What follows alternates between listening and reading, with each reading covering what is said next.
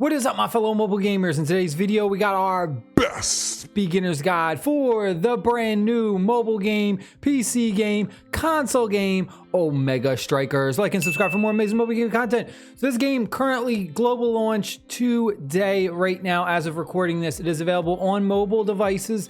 It is available on PC through Steam and Nintendo Switch. It has not yet released for PlayStation or Xbox, but it's coming very soon from what I've heard. They're having a little bit of technical difficulties, but it'll be there very soon. We're gonna go over a few things. First thing, and this is the most important, is how do you transfer your account? So you can have cross-platform, you can play with other people from different devices. If you're on PC, your friends on console, you can play together, it doesn't matter. Go over to your settings, go to profile. You're gonna go to where it says link account. All right, we're gonna click link account. Now, what you're going to do is you're gonna click generate a code, and it's going to show a code on your other device. Let's say your phone, your tablet, or if you're on your phone and you wanna transfer your phone account from Google Play to play on your PC, you would go to settings on your phone, you'd go generate code, and then you'd use that code from the one device and you'd input it here in order to link it to your new device. So PC to mobile, mobile to PC, or to console, however you want to do it. It is case sensitive. So when you are entering these in, you got to make sure that you're paying attention to the uppercase letters and the lowercase letters. Next thing I want to go over, and this was a struggle with me on live stream, how to play with a controller. Now, if you are on PC on the Steam version and you want to use a gamepad, aka controller, you cannot use a PlayStation controller. It would not work. I tried my PlayStation 5 controller, would not work. I had to plug in an Xbox controller. So if you're having the same problem and you're using a controller and it's just not finding it, or you're going into a battle and the controller is just not working, you need to switch it out and try a different one. 100% the Xbox controllers will definitely work on the PC Steam version. If you're on like Nintendo Switch or a console, it should pretty much just automatically do it. If you are on the Steam Deck, I believe the Steam Deck, you do need to go into here and I think like click where it says gamepad in order to activate it.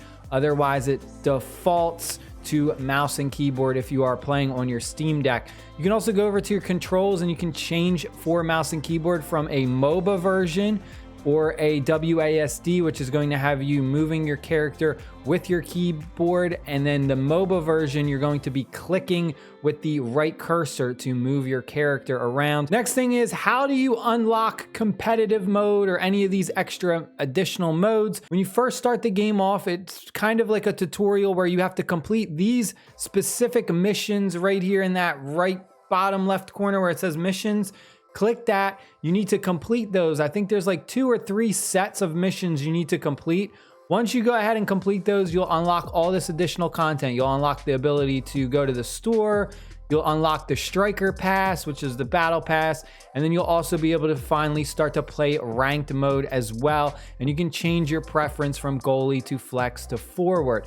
Now, I want to go over a couple characters and a little bit of gameplay tips as well. When you're choosing your position, you have 2 different positions that your character is going to play. You're either going to be a goalie or a forward. And this matters because if you're picked as a goalie, when you go into goalie mode, you're going to have very specific gear for that role. So if you're picked as a goalie, you are only going to be able to choose gear from the goalie role. Whereas if you are chosen as a forward, you will have access to the gear for the forward position. Very important note, if you choose the goalie role or you just happen to get picked to be the goalie, do not go too far away from your goal. So many new players just start wandering around even though they are the goalie.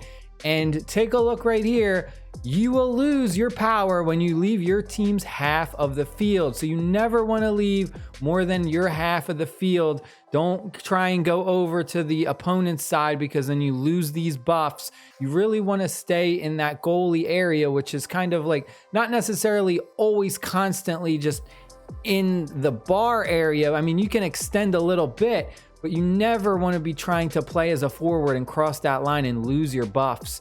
The other thing I want to go over is the awakenings. So these awakenings are just kind of what I would like to refer to as special effects that can randomly happen. They're randomly generated for the matches, and they just kind of add some twists and turns and excitement to the game. So these are all the awakenings that can appear in a match. It's completely random. Some things will be like striker abilities hit the core 50% harder, adrenaline rush, ability cooldowns reduced by 1 second. These are all just randomized, and they just add extra effects to the gameplay to make it not boring. If you're looking for some of the better characters to buy, we're gonna head over to the store. We're gonna go to where it says strikers. One of the most popular characters is gonna be Juno. Juno is a really amazing character, good for goalie play or as a forward. Definitely one of the better, more versatile characters that you can play as. Another one that is really good as well is Estelle, another absolutely amazing character. I'm gonna say that you wanna be careful with buying these, because once you do competitive mode has the ability to ban heroes, and typically you're going to see a lot of the best heroes, usually like these expensive ones, always get banned. So you don't want to be playing competitive mode and you just wasted like 50,000 of your striker credits to buy one of these like super broken characters, and then you never get to play them in competitive mode because they always get banned. It's just a complete waste. So don't try and think like, oh, they're the best heroes because they're the most expensive. 9 times out of 10, a lot of these ones get banned. So definitely try and focus mainly on learning some of these ones that are kind of cheaper, the 10,000 costs, and then work your way up to the 30,000 costs. Luna is also one that's pretty decent as well, but Estelle, Asher, and Juno is a really good cheap one. Era is another one that is really good for like support, a lot of supporting skills. That's pretty much it. Let me know down below in the comments if you want me to do like a gameplay guide where we'll actually jump into matches and we'll do gameplay tips, maybe some strategies and stuff like that. Stay happy, stay safe. I'll see y'all later. Peace.